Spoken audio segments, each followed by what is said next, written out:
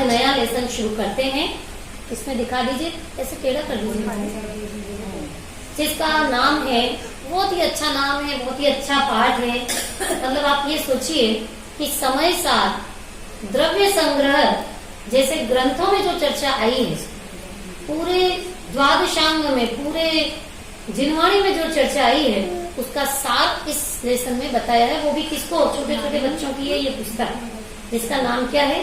स्व पर भेद विज्ञान। इस लेसन का नाम है स्व पर भेद विज्ञान। बोलिए क्या नाम है? स्व पर भेद विज्ञान। इसका दूसरा नाम क्या है? जीव अजीव। जीव अजीव। ठीक है, जीव क्या है और अजीव क्या है, ये हमको अब पहचान करनी है।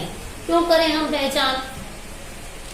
क्योंकि यदि हम पहचान नहीं करेंगे तो हम क्या करेंगे कि अजीव को ही जीव मान लेंगे, अपना मान लेंगे, और अजीव अपना होगा नहीं, बनेगा नहीं कभी। तो फिर क्या होगा? हमको बहुत ज्यादा क्या होगा? दुख होगा। अगर हम चाहते हैं कि समस्त दुख हमारे दूर हो जाएं, तो क्या करना चाहिए? स्व और पर का भेद विज्ञान, जीव और अजीव की पहचान करनी चाहिए। तो पढ़ते हैं। हमने यहाँ जन्म लिया, ठीक है। अब यहाँ से मरण होकर के अगला जन्म, फिर वहां से मरण होकर फिर अगला जन्म, इस तरह से ये संसार हमेशा चलता रहता है। तो इस संसार चक्र से छूटने का उपाय, बहुत सारे उपाय हैं कि एक ही उपाय है? एक ही उपाय है। बहुत सारे उपाय होते तो कभी इधर से कभी इधर से कहीं से भी अपन ले लेते, वो उपाय कर लेते, लेकिन चॉइस नहीं है। मात्र एक ही उपाय है, और वो उपाय भी ऐसा है जो आज तक हमने कार्य किया नहीं है। ठीक है उर्वेश जी, उषा जी, आज तक हमने जो कार्य नहीं किया किसी भी जन्म में, वो कार्य नहीं किया है, वो कार्य स्वपर भेद विज्ञान कैसे करें, कब करें, कितना करें, क्यों करें, उन सब प्रश्नों का उत्तर आपको इस लेसन में मिलने वाला है। पढ़ते हैं पहले। मंगलार्थियों, कल्पना करो। कल्पना करके देखो, विचार की शक्ति है ना आपके पास, तो विचार करके देखो।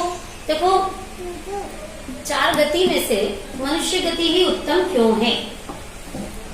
क्योंकि जो नारकी जीव हैं, वो क्या करते हैं कि वो दिन रात मार काट में लगे रहते हैं। उनको फुर्सत इसी से फुर्सत नहीं है, मार काट से, दुख भोगने से। चलो छोड़ो नारकियों को। देवगति, देवगति में 5 इंद्रिय के इतने विषय भोग हैं कि भोगने से फुर्सत नहीं है, व्यस्त है। जैसे अपनी थाली में 56 तरह के पकवान हो, तो अब अपन क्या सोचते हैं, ये खाऊं पहले कि ये खाऊं कि ये खाऊं कि ये खाऊं। जब तक एक खाते रहते हैं ना, तब तक अपने को बाकी सबकी स्वाद चखने की इच्छा लगी रहती है। अपने एक अलमारी में 50 साड़ियां हैं, अब अपने को पार्टी में जाना, ये पहनूं, ये पहनूं, ये पहनूं, तो खोल भी लेंगे, और बहुत से लोग तो पहन भी लेंगे, अरे अच्छी नहीं लग रही है, फिर दूसरे दिन, फिर तीसरे निकालो, क्या है ये? जिसके पास जितनी ज्यादा है वो उसी में लगा हुआ है, उलझन में और उलझा हुआ है। तो देवगति में भी कार्य नहीं किया जा सकता इतना शीघ्रता से। अब कौन सी बची? तिर्यंच गति में। तो तिर्यंच गति में तो विवेक ही नहीं है, इतनी बुद्धि नहीं है, अविवेकी है। अब बची एकमात्र मनुष्य गति, जिसमें स्वाध्याय कर सकते हो, संयम पालन कर सकते हो, और मोक्ष भी जा सकते हो। और वो मनुष्य गति हम सबके पास है।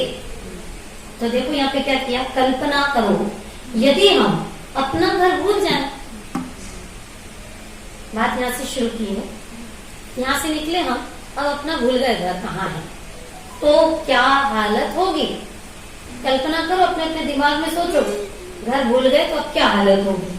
हमें पद पद पर दुख होगा। क्या बात कर रहे, घर भूलने से इतना? हाँ, क्यों?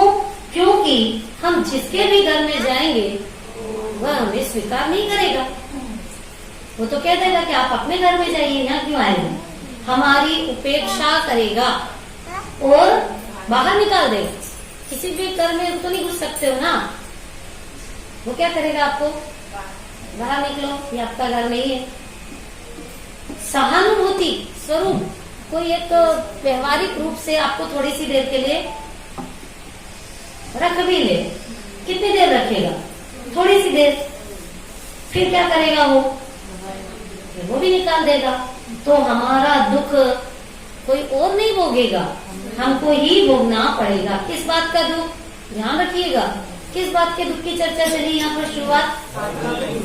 घर भूलने की, और वो भी निज घर को भूलने की बात है। हमें चाहिए कि यदि सुखी होना है तो हम हमारा घर ढूंढ लें। पहला कार्य नहीं, पहले तो तपस्या कर लें, पहले यात्राएं करें, पहले मंत्र तंत्र कर लें दुख दूर करने का। नहीं, सबसे पहला काम क्या है कि हम अपना घर ढूंढ लें। कहाँ ढूंढे? जैसे उज्जैन में रहते हो आप, तो उज्जैन में ढूंढो आपका घर कौन सा है, कौन से एरिया में है, आप कहाँ रहते हो? आप कहाँ रहते हो? आप कहाँ रहते हो? जोर से बोलो। राजीव नगर। ऐसे सब अपने अपने जगह अलग अलग है। यहाँ चिमनगढ़ मंडी है ये। तो इस तरह से सबसे पहले अपना घर हमको मालूम होना चाहिए। एक भजन है, इसी के लिए है।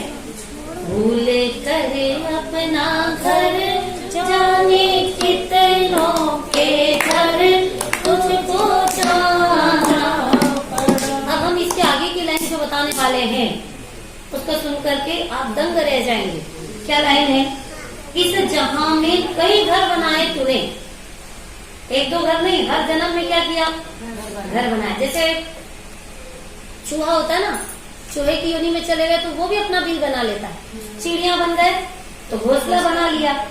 तो इस जहां में कई घर बनाए तूने, रिश्तेदारी सभी से निभाई तूने। कैसी रिश्तेदारी? जिनके थे तुम पिता, उन्हीं को पिता फिर बनाना पड़ा। क्या संसार का स्वरूप? पहले आप जिन बच्चों के पिता थे, अब पुत्र हो गए उन्हीं के। क्या देर लगती? जो थी माता कभी, वो ही पत्नी बनी। पूर्व जन्मों में माता रही है और इस जन्म में क्या बन गई? पत्नी बन गई।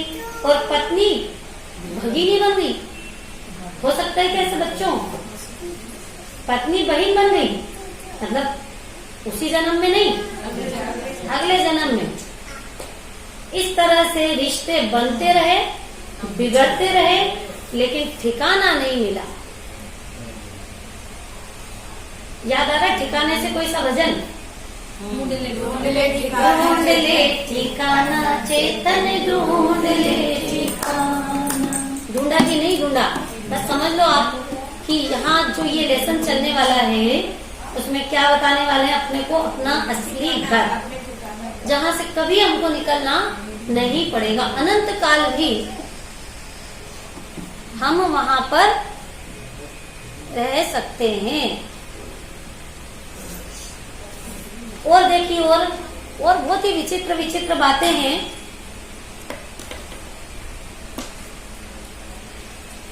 बन के जलचर तू सबलों से खाया गया। जलचर समझते हो? जल में रहने वाले जीव जलचर कहलाते हैं। जलचर जीव बन गए तो अपने से सबलों से खाया गया, मतलब मछली बन गए तो मगरमच्छ ने खा डाला। होके नभचर तू जालों में फंसाया गया। नभचर मतलब चिड़िया, तोता, उसको क्या करता है? वो जाल बिछा लेता है शिकारी, और उसमें जाकर के वो जीव बेचारा फंस जाता है। नरक पशुओं के गम देख कर वो सितम, हाय रोना पड़ा। निज घर नहीं ढूंढा तो जगह जगह अनेक योनियों में परिभ्रमण कर करके हंसना नहीं पड़ा, रोना पड़ा। इस जहां की तो वधुएं अनेकों वरी, अनेक शादियां कर ली, लेकिन मुक्ति रानी न मेरे मन में बसी। क्षणिक स्त्री से मोह तो कर लिया, लेकिन शाश्वत मुक्ति वधु से कभी भी स्नेह किए नहीं, मन में ही नहीं लाए कि ऐसी भी कोई वधु है जिसने इसको वरा इस जहां की तरह फिर न आना पड़ा। किसको वरा? मुक्ति वधु को।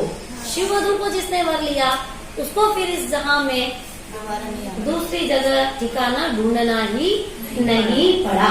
तो इस प्रकार से अब आगे बढ़ते हैं। पहला पॉइंट हो गया कि हमको अपने घर की खबर नहीं होने से हम भटक रहे हैं। अब आगे, ठीक उसी प्रकार, ये उदाहरण था, ठीक उसी प्रकार हम अनादिकाल से 2 साल से 4 साल से 40 साल से, कितने साल से, क्या बात कर रहे हो, 40 साल 50 साल की, अनादि अनादि जिसकी कोई भी शुरुआत ही नहीं है, इतने कालों से हम क्या कर रहे हैं? भटक रहे हैं अपने आत्मा रूपी शाश्वत घर को भूलकर। किसको भूल गए? आत्मा को भूल गए। और वो भी कैसा घर है आत्मा? करें कि हम सबसे पहले तो 6 द्रव्यों में से ढूंढे, मैं कौन और पर कौन, स्व कौन, पर कौन, इसका हम प्रयास करें। तो पढ़ते हैं अब आगे, देखिए। इस कान, नाक, आंख से बने माटी के पुतले को अपना मान रहे हैं। बहुत गजब की बात कही। ये जो पुतला है ना, पुतला आपको दिखाई दे रहा है, सबके ऊपर दिखाई दे रहा है। जो दिखाई दे रहा है वो माटी का पुतला है, मिट्टी से बना हुआ है, मतलब पुतगल से बना हुआ है। इस पुतले को हम अपना मान रहे हैं। और इस पुतले में आंख भी बनी हुई है, नाक भी है, कान भी बने हुए हैं। ये सब शरीर की अंग रचना है, शरीर की रचना है, मेरी नहीं। इसको हम अपना मान रहे हैं। यह तो जड़ है और अचेतन है।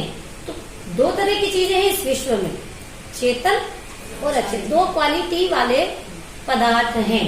द्रव्य संग्रह हम लोग पढ़ रहे हैं ना, उसमें क्या बात आ रही? पहली गाथा, जीवम जीवम दवम जिनवर वसहेन जेन निर्देष्टम देविंद विंद वंदम वंदे तम सर्वदा शिरसा।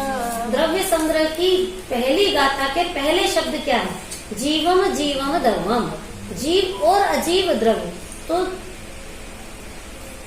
इस पूरी दुनिया में कहीं भी चले जाओ आप, अमेरिका चले जाओ, लंदन चले जाओ, कश्मीर चले जाओ, कहीं भी चले जाओ, आपको 2 तरह की क्वालिटी वाले द्रव्य मिलेंगे।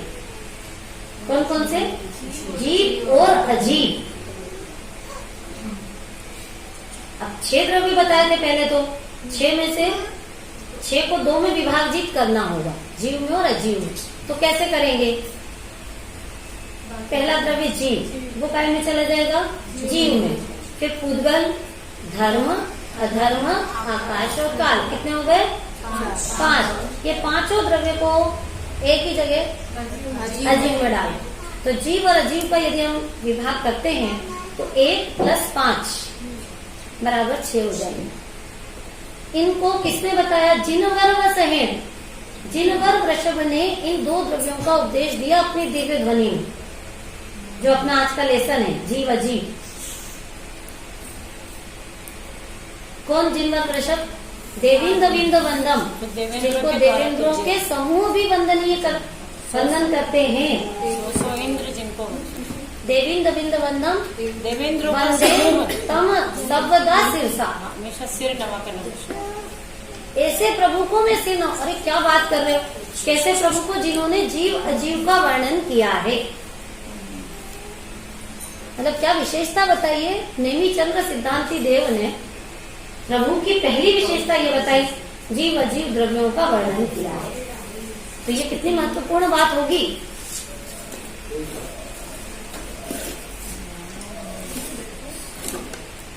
इस शरीर में ज्ञान गुण नहीं है। क्या कह रहे हैं? अब और उस बात को आगे बढ़ा रहे हैं।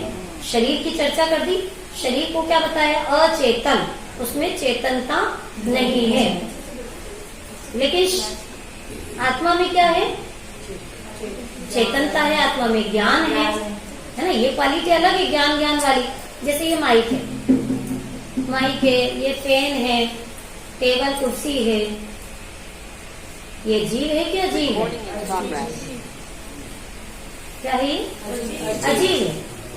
और आप जान देख रहे हो तो आप कौन हो? यहाँ दो तरह के पदार्थ तो यही दिख रहे हैं आपको इसी हॉल में। कौन कौन से दो तरह के? जीव और हाँ, बस यही तो है पूरी दुनिया में, ये इसके अलावा और है ही क्या? तो जीव और अजीब। अजीब में यहाँ पर एक अजीब को प्रतिनिधि बनाए। कौन से अजीब को? शरीर। शरीर नाम दिया है अजीब का नाम। यहाँ पर किस रूप में अपन देखेंगे अभी? शरीर। शरीर और आत्मा में भेद विज्ञान करेंगे। वैसे तो देखो, भेद विज्ञान के लिए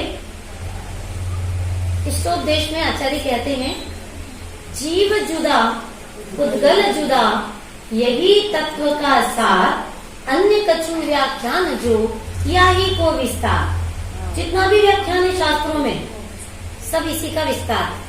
किसका? जीव जुदा उद्गल जुदा। अब जुदा की कहाँ बात कर रहे हो आप? पहले हमको तो एक दिखाई दे रहा है। अभी एक व्यक्ति को देखा आपने, आपका नाम क्या है? वंशिका। वंशिका, ठीक है। जैसे हम देखेंगे वंशिका को तो अपने को दो चीजें दिखाई देगी कि एक ही चीज दिखाई देगी? एक ही वंशिका, एक ही दिखाई देगी। लेकिन यहाँ पर जीव भी है और अजीव भी है। किसको दिखेगा? ज्ञानी को दिखेगा। जिसको जीव अजीव की पहचान होगी उसको जो चीज देखेगा उसमें से दिखाई दे देगा कि ये जीव है या अजीव है। शरीर में ज्ञान गुण नहीं है, वह जानता भी नहीं है, और यह शरीर सुखी दुखी भी नहीं होता। 3 पॉइंट हो गए। शरीर में ज्ञान नहीं है, शरीर जानता नहीं है, और शरीर सुखी दुखी भी नहीं होता। अजीब क्यों है शरीर? उसके 3 रीजन बता दिए। कौन कौन से 3 बताए?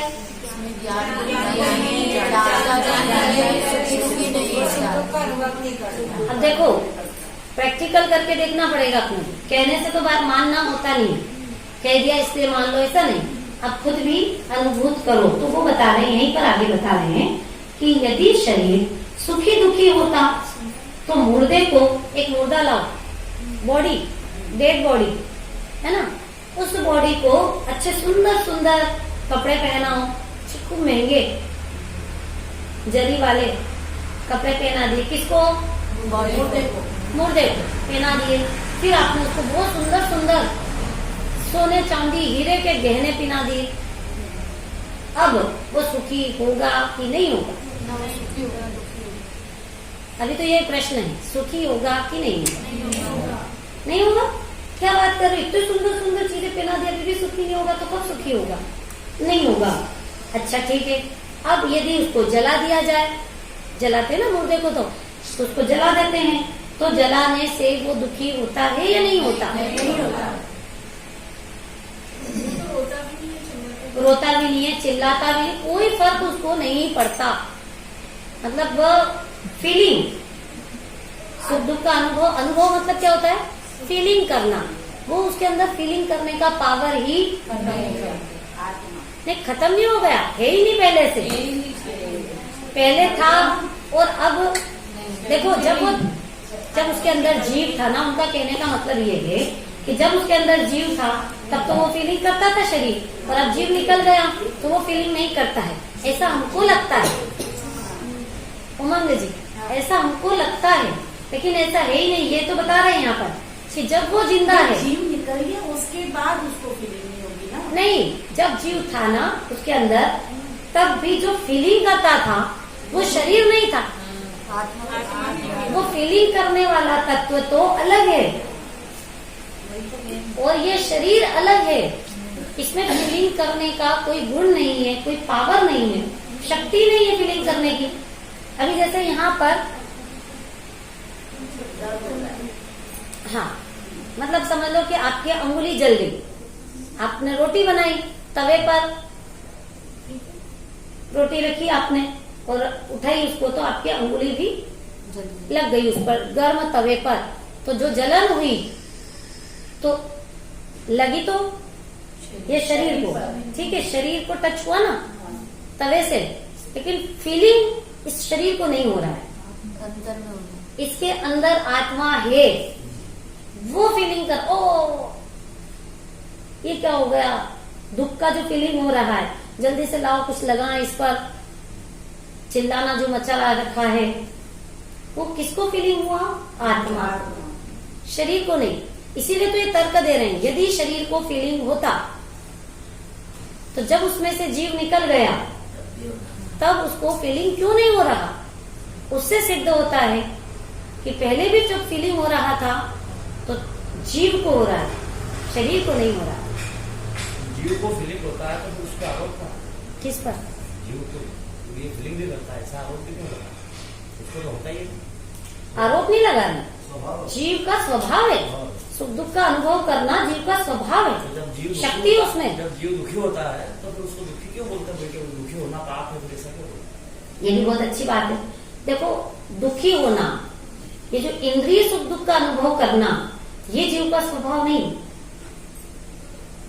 ये तो जीव का विभाग है। स्वभाव तो क्या है? अतीन्द्रिय आनंद का भोग करना। जैसे अभी हमने 9 लब्धि विधान किया, ठीक है, उसमें एक लब्धि क्या है? जीव अनंत भगवान की भोग करना, एक आई उपभोग करना। भोग किसका करना? भोग किसका करना? अनंत भगवान को ये प्रकट हुई है लब्धियां, और वो भी 4 घातिया कर्मों के अभाव के निमित्त से, और अंदर से स्वभाव में से ये लब्धि प्रकट हुई और अनंत काल तक चलने वाली है। तो किसका भोग? अतीन्द्रिय आनंद का, आत्मा के आनंद का। आत्मा में भरा है ना आनंद, तो आत्मा के आनंद का भोग करेंगे। अच्छा बताओ, खाने पीने की चीज में अपने को आनंद लगता है नहीं? लगता है, तो उसमें भरा है कि नहीं? उसमें सुख भरा है कि नहीं भरा? है ही नहीं, उसमें तो निकलेगा कैसे? भाई पानी की टंकी है, आप नल खोलते हो तो पानी निकलता है। तेल की टंकी भरी हो, उसको खोलोगे तो तेल निकलेगा, पानी तो निकलेगा। दूध भरा होगा तो आत्मा में क्या भरा है? ज्ञान, दर्शन, सुख, वीर, ये भरा हुआ है। तो इस फैक्ट्री में से क्या निकलेगा? यही निकलेगा, ज्ञान, दर्शन, सुख, वीर। शरीर में क्या भरा है? और शरीर में क्या भरा है? एक मिनट, एक चर्चा पूरी हो जाए। मल, मूत्र और रक्त, पीप। हाँ, बहुत बढ़िया। पसीना, और एक खास नाम किसी ने नहीं बताया अभी। पसीना, पसीना और क्या भरा है? नौमल द्वार वही निमित्त। हाँ, सही है ये भी। और सोचिए, थोड़ा सा भी दिमाग पर जोर डालिए। कषाय नहीं भरी, शरीर में नहीं है कषाय, आत्मा भरी।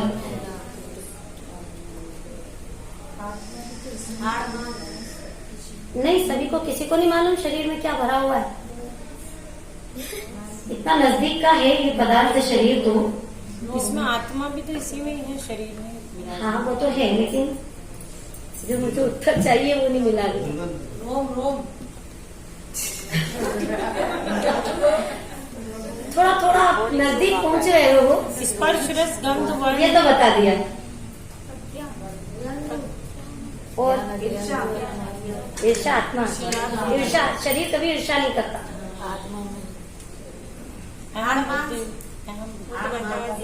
हाड़ मांस, बहुत बढ़िया, नहीं अच्छा है, सोच रहे हो आप। हाँ, चमड़ी का बना हुआ है। और अरे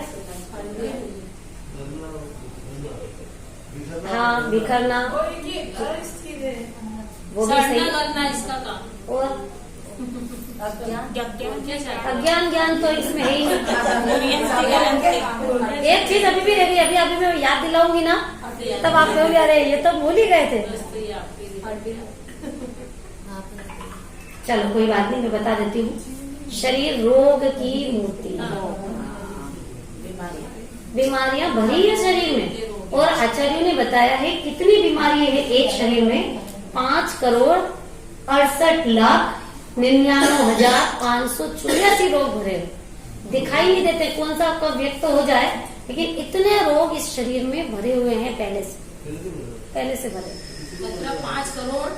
5,68,99,584। ऐसा नहीं कि कुछ मन से, कल्पना से कुछ भी संख्या आपको बता दी, शास्त्रों में बताया गया है।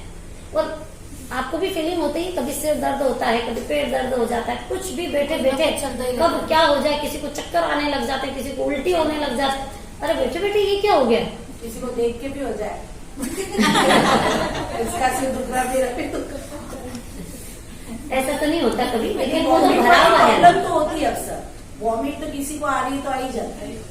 हाँ, पर उसके अंदर है ना शरीर में, तो ही तो वो निकलता है, देख के आ जाती है, अंदर वो तो निकलेगा। ये तो निकलता है। उपादान से कार्य होता है, अपन तो ये मान के चल रहे हैं, ठीक है। निमित्त तो करता है, ऊंची बात है। अभी तो बच्चे बैठे हुए हैं, तो चलिए आगे बढ़ते हैं। इस प्रकार से शरीर तन रोगों की खान है, धन भोगों की खान। तन रोगों की खान है, धन भोगों की खान। जीव ज्ञान की खान है, दुख मूल अज्ञान। फिर से एक बार, तन रोगों की खान है, धन भोगों की खान। जीव ज्ञान की खान है, दुख मूल अज्ञान। दुख का मूल क्या है? अज्ञान। और हम पाठशाला में इसीलिए आए हैं, जिनवाणी माँ के पास आए हैं कि हमारा दुख का मूल जो अज्ञान है वो दूर हो जाए। अज्ञान कैसे दूर होगा? अध्ययन करने से, स्वाध्याय करने से, जो कि शुरू में मैंने आपको बताया कि मनुष्य भाव में ये कार्य हम बहुत अच्छी तरह से कर सकते हैं। तो आगे बढ़ते हैं। मुर्दे के कान, नाक, आंख भी सुन देख नहीं सकते। मुर्दे में आंख तो लगी है लेकिन देख नहीं सकती, नाक भी है पर सुन नहीं सकती, कान भी है लेकिन मुर्दे के अगर कोई व्यक्ति, कोई जीव चला जाए और उसका शरीर पड़ा रह जाए और उसके बारे में कोई बातें कर रहे हो तो वो मुर्दा तो सुनता होगा, अरे मेरे बारे में क्या बात चल रही है, सुनता क्यों नहीं हाँ, अब बात पकड़ लिया आपने। क्योंकि जिसमें ये शक्ति थी, वो ज्ञानवान पदार्थ, वो जीव यहाँ से चला गया, शरीर में से निकल गया, तो अब ये तो पुद्गल है। अरे पहले भी मुर्दा ही था,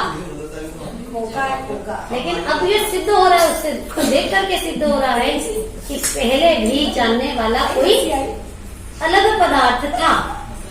इसका तात्पर्य है, क्या लिखा है इसका तात्पर्य क्या है?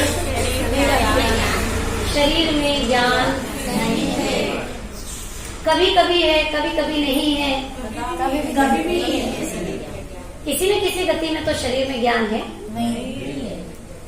किसी भी गति में, किसी भी समय शरीर में ज्ञान नहीं पाया जाता है। ये क्या हो गया? ये आज निर्धार हो गया। ये बहुत ही सुंदर तर्क यहाँ पर दिया गया है। इस तर्क को अगर हम अपने मानस, अपने हृदय में बिठा लें तो फिर कभी भी शरीर में ज्ञान की कल्पना नहीं करेंगे। Recording in progress. जो अंदर ज्ञान वाला है उसमें ज्ञान है। हाँ, गजब की बात तो ये है कि जिसमें ज्ञान है वो ये नहीं पता पड़ रहा है, उसको खुद को ही नहीं पता है कि ज्ञानवान तो मैं हूँ। ज्ञान से अनजान है, ये सबसे बड़ा आश्चर्य की बात है। क्यों अनजान है? क्योंकि उसको ये दिखा है, बाहरी रूप दिखा है, तो इसी को इसने मैं गोरा, मैं काला, मैं लंबा, मैं ठीकना, बस यही अनुभव करता रहता है। लेकिन मैं इससे भिन्न हूँ। बताओ, आपने कभी ये विचार किया? बताओ, दिन भर में आत्मा की याद कितनी बार आती है? देखो, ऐसा कोई भी अज्ञानी नहीं है जिसको आत्मा की याद आ जाए, और ऐसा कोई ज्ञानी नहीं है जो आत्मा को कभी भूल जाए। किसी भी क्षण, खाते पीते, सोते, उठते, बैठते, मंदिर में हो, घर में हो, दुकान में हो, मकान में हो, कहीं पर भी हो, ज्ञानी जीव लेकिन एक क्षण के लिए भी मैं आत्मा हूँ, ये शरीर भिन्न है, ऐसा कभी भी भूलते, विस्मृत नहीं होता कभी भी। और अज्ञानी को कभी याद नहीं आती कि मैं आत्मा हूँ, ये शरीर से भी कुछ भिन्न मेरा अस्तित्व है, ऐसा भी उसको कभी मतलब विचार भी नहीं आता है, तो अनुभव तो कब होगा? आगे देखिए, वास्तव में बात यह है कि जिस प्रकार हम बाहर की टेबल, कुर्सी आदि वस्तुएं देखते हैं ना, दिखाई देती है आपको, ये वस्त्र दिखाई दे रहे हैं, चश्मा दिखाई दे रहा है, मोबाइल दिखाई दे रहा है, तो ये हम देखते हैं। वे सब सूरज के उजाले की उपस्थिति में देखते हैं। मतलब प्रकाश हो तो दिखाई देता है, तथा उसके अभाव में प्रकाश नहीं हो, अंधकार हो तो कुछ भी वस्तुएं दिखाई नहीं देती। उसी प्रकार ये उदाहरण है, उदाहरण समझ में आ गया कि जहाँ जहाँ उजाला होता है वहाँ वहाँ की वस्तुएं हमको दिखाई देती हैं, अंधेरे में दिखाई नहीं देती। उसी प्रकार शरीर आदि जितने भी पर पदार्थ हम देखते हैं, शरीर, कपड़े, ये बाहर की सारी वस्तुएं जो भी दिखाई देती है हमको, वे सब अपने जीव के प्रकाश में हम देखते हैं। कौन सा प्रकाश है जीव का? ज्ञान का प्रकाश। अगर ज्ञान का प्रकाश नहीं हो तो ये कुछ भी वस्तुएं दिखाई नहीं देती, और ज्ञान का प्रकाश हो तो सारी वस्तुएं दिखाई देती हैं। देखो, रोबोट होता है ना, रोबोट, वो सारे काम कर देता है, तो वो जीव है कि अजीब? अजीब है, सारे काम कर देता है। आपके सारे जो आप आदेश दो वो पूरा कर देता है। ये आज के नई खोज है, विज्ञान की खोज है, तो सारे काम करता है, चलता भी है। जो चलता फिरता वही तो जीव है कि नहीं है? उससे वो वही करता है ना, अपने दिमाग से नहीं करता। दिमाग है क्या उसमें? उसमें ज्ञान नहीं है ना। हाँ, क्योंकि उसमें ज्ञान नहीं है तो वो जीव नहीं है। वो क्या है? अजीव। जीव नहीं, वो अजीव।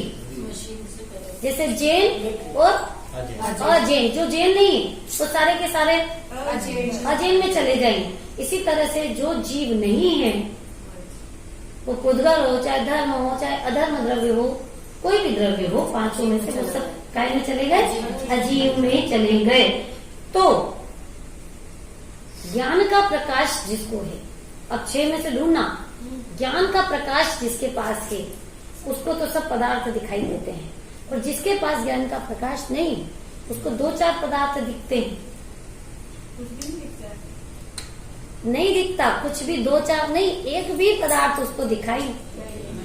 तो मेरे में 2 क्वालिटी है और अजीव में एक ही क्वालिटी है। ध्यान से सुनना, मेरे में मतलब जीव में 2 क्वालिटी है, जानने की नहीं, जानने देखने की तो है ही, दूसरी बात मैं कह रही हूँ। जैसे ये माइक है, इसमें ये शक्ति है कि ये जानने में आ सकता है। कौन सी शक्ति है? जानने में आने की शक्ति तो है, लेकिन जानने की शक्ति नहीं। माइक जानता है कौन बोल रहा है इसके सामने, जानने की शक्ति नहीं, लेकिन ये किसी के ज्ञान में, जानने में आ जाए, दिखाई दे, ऐसी तो शक्ति है इसमें। देखे ये शक्ति नहीं है, लेकिन दिखाई दे ऐसी शक्ति तो है ना इसमें। इसी तरह से आत्मा में, आत्मा दिखाई भी देता है ज्ञान के प्रकाश में, हम अपने आप को भी देख सकते हैं, तो दिखाई देने की भी शक्ति है। और एक और कौन सी? देखने की। देखने की मतलब जानने की, जानने की भी शक्ति है, जानने देखने की शक्ति है, और जानने में आने की भी शक्ति। 2 क्वालिटी हो गई अपने अंदर, मतलब डबल क्वालिटी वाला जीव है। और बाकी अजीव में कितनी क्वालिटी बताई? एक ही क्वालिटी। कभी ऐसा होगा कि ये जो लैपटॉप है ये जानने देखने लग जाए, कभी न कभी। भाई इतने वैज्ञानिक हैं, वो कोई ऐसी खोज करें, कोई ऐसा इंजेक्शन बनाए जिससे क्या हो जाए कि वो इंजेक्शन इसको लगा दे, किसको? लैपटॉप को, मोबाइल को ऐसा इंजेक्शन लगा दे कि इसके अंदर ज्ञान का प्रकाश हो जाए, ये भी किसी को जानने देखने लग जाए। ऐसा कभी हो सकता है कि नहीं हो सकता? कभी जाएगा तो वो जीव होगा तो ही देखेगा, जीव ही होगा उसमें होगा। इसके अंदर ये शक्ति कभी भी उत्पन्न नहीं हो सकती। तीनों काल जीव में ही ज्ञान की शक्ति रहेगी। मतलब जीव पहले भी जानता था, जानता है, और भविष्य में भी जानता रहेगा। और अजीब पहले भी नहीं जानता था, आज भी नहीं जानता है, और भविष्य में भी कभी भी जानेगा ही नहीं। इसलिए कभी ऐसी शंका मत करना, और कभी इसमें भी ज्ञान हो गया तो हमारी तो परिभाषा ही फेल हो जाएगी जीव अजीव की। ऐसा कभी नहीं होगा। परिभाषा क्या है? जिसमें जानने देखने की शक्ति है वो जीव है, और जिसमें जानने देखने की शक्ति नहीं है वह अजीव है। तो बहुत अच्छे उदाहरण से भी हमने ये देखा कि जहाँ प्रकाश होता है तो सारी चीजें दिखाई देती है। इसी तरह से ज्ञान के प्रकाश में सारे ही पर पदार्थ हो या स्व हो वो दिखाई देते हैं। जीव में ज्ञान गुण है, वह चेतन है। और एक और विशेषता, 2 विशेषता बता दी, जिसमें ज्ञान है जो जानता देखता है। तीसरा, सुख दुख का वेदन भी जीव ही करता है। अब यदि आप इसको मोबाइल को या इसको माइक को, बोर्ड को, इस टीवी को उठा करके जोर से फेंक दो, पटक दो, इसके टुकड़े टुकड़े कर दो, गुस्से में आके, होते ना बहुत से लोग तो थाली फेंक देते हैं उठा के, भोजन की थाली, गुस्सा आया, कुछ कह दिया किसी ने, हमको ऐसा कह दिया, फेंक दी उठा के थाली। अब उस थाली को, उस टीवी को जिसको फेंका है, उसको कितना दुख होगा कि नहीं होगा? क्यों नहीं होगा? क्योंकि वह सुख दुख का वेदन नहीं, ये विशेषता उसके अंदर नहीं है। अजीव के अंदर कुछ भी करो आप अजीव को, उसको कोई फर्क नहीं पड़ता। आप उसको जलाओ, उसको पानी में डुबो डालो, उसकी पिटाई करो, कुछ भी करो आप, उसको कोई फर्क नहीं पड़ता। हाँ, दुख सुख का वेदन किसको होता है? जीव को होता है। जीव यदि उद्गल को, अजीव को अपना मानता है तो जीव दुखी होता है, और जीव यदि अजीव को अजीव जान ले, जीव को जीव जान ले, और जीव को जानने के बाद ये मैं हूँ, ये सब पर है, ऐसी भी एक जीव में क्वालिटी है, अहम करने की, मैं पना करने की जीव में क्वालिटी है।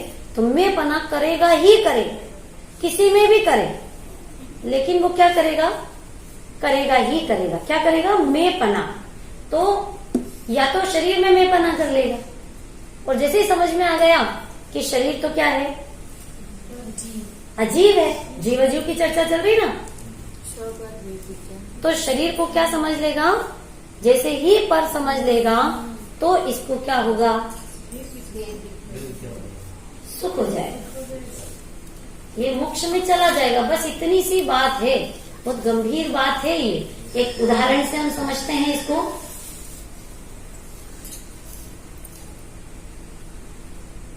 एक राजा था, किसी ने उसको आकर के कहा कि आपके बाग में मैं आम का पेड़ लगा देता हूँ, और उसके अंदर जब वो पेड़ बड़ा हो जाएगा तो जो फल आएंगे तो ऐसे अच्छे, इतने अच्छे क्वालिटी के फल आएंगे कि उससे जितनी भी बीमारियां हैं, सब परेशानियां हैं, सब दूर हो जाएंगी, ऐसे फल आएंगे। राजा बड़ा प्रसन्न हुआ। कोई भी विशेषता मालूम होती है ना, तो विशेष्य की महिमा आ जाती है। विशेषण से किसकी महिमा आती है? जिसकी वो विशेषता विशेष्य की। तो इसी प्रकार से यहाँ आत्मा की विशेषता बता रहे हैं, तो हमको भी किसकी महिमा आनी चाहिए? आत्मा की महिमा आनी चाहिए। तो उसको भी महिमा आई, उसने कहा हाँ हाँ लगा दिया। अब समय पा करके वो पेड़ धीरे धीरे बड़ा होने लगा और बड़ा हो गया। और उसमें क्या हुआ, एक बार Recording in progress. एक आम पक गया, और वो पका हुआ आम माली ने जैसे ही देखा तो उसने तोड़ा और राजा को सूचना दी कि ये बहुत दिन से इंतजार था सभी को उसके फल का, तो आपके इंतजार की घड़ियां पूरी हो गई है और ये फल इसमें आ गया है। तो राजा ने सोचा कि ये फल मैं किसको खिलाऊं सबसे पहले। तो राजा को, किसी को भी सबसे प्रिय कौन होता है घर में? उससे भी ज्यादा प्रिय पुत्र, बच्चे। तो उसने क्या करा, उसने सोचा सबसे पहला मैं पुत्र को खिलाना चाहिए, अपने बेटे को। तो उसने वो बेटे को खिलाया, और खाते से ही तड़प करके और उसकी मृत्यु। अब तो भैया राजा के गुस्से का पार ही नहीं, और उन्होंने आदेश दिया तुरंत उस पेड़ को काट डालो। मर गया, उसको तो जिंदा नहीं कर सकते ना, तो क्या करें फिर? तो उन्होंने कहा कि इसको काट डालो। काट दिया भैया। अब क्या हुआ, जो उस नगर में रोगी थे, परेशान थे बीमारियों से, बुढ़ापे से, जिससे भी, तो उन्होंने सोचा कि यार क्या फायदा ऐसी जिंदगी जीने से, डिप्रेशन कहते ना, इससे तो मर जाना ज्यादा अच्छा है। ऐसा सोच करके और वो वहां पहुंचे उस पेड़ के पास की, ये पेड़ कैसा है जिससे मर जाते हैं, खाते हैं तो, और उसमें तो बहुत सारे फल लग गए थे। तो उसने क्या करा, उस समय तो एक था जब उसने कहा था राजकुमार ने, लेकिन बहुत सारे पेड़ मतलब फल थे उसमें, तो उन्होंने सबने वो फल सबने खा ली। और जैसे ही खाए, अब देखना आप चमत्कार, सारे के सारे स्वस्थ हो गए और मजे मजे, और इतने प्रसन्न हो गए, वर्षों की बीमारियां सबकी दूर हो गई। अब क्या हुआ, ये सूचना तो भैया हवा की तरह फैल गई पूरे नगर में, तो राजा के पास भी पहुंच गई। तो राजा ने कहा यार मेरे लड़के ने खाया तो वो तो मर गया, और वही फल, उसी पेड़ के फल दूसरे ने खाया, तो इनको इतना फायदा हो गया, ऐसे कैसे। वो सोचा, फिर क्या पता चला कि वो जो पहला आम था ना, वो क्या हुआ था कि एक चील उधर से निकल रही थी, ऊपर आसमान में से एक चील जा रही थी, और उसके मुंह में एक सांप था। चील खा लेती ना, सांप को पकड़ लेती है, तो वो सांप था, और उस सांप का जहर आसमान में से नीचे गिरा, और वो जहर की बूंद उस फल के अंदर गिर गई थी, और वो फल कैसा विषैला हो गया। वो एक फल, और वही फल विष से वो जल्दी पक गया, और उन्होंने सोचा कि जल्दी पक गया तो भैया खा लो, और राजकुमार ने खा लिया, और उससे तो विष था ना, तो उसकी मृत्यु हो गई, और बाकी जो फल थे वो तो अच्छे ही थे। तो ये जो राजा है, राजा को बहुत दुख हुआ, बहुत पश्चाताप हुआ। क्यों हुआ? नहीं, पेड़ कटवाने का। अरे मैंने कितनी बड़ी भूल कर दी अज्ञानता में। तो इसी तरह से अज्ञान के वश होकर के हम भी जीव अजीव की पहचान नहीं कर पा रहे हैं, और इसीलिए पल पल दुख का वेदन कर रहे हैं, अनुभव कर रहे हैं। तो स्वपर वेद विज्ञान करके कल बहुत सुंदर और इसकी गहराई से निकटवर्ती अजीव कौन है, दूरवर्ती अजीव कौन है, इस तरह से हम इसकी विशेष चर्चा करेंगे। अभी का समय हो गया है। आपको एक छोटी सी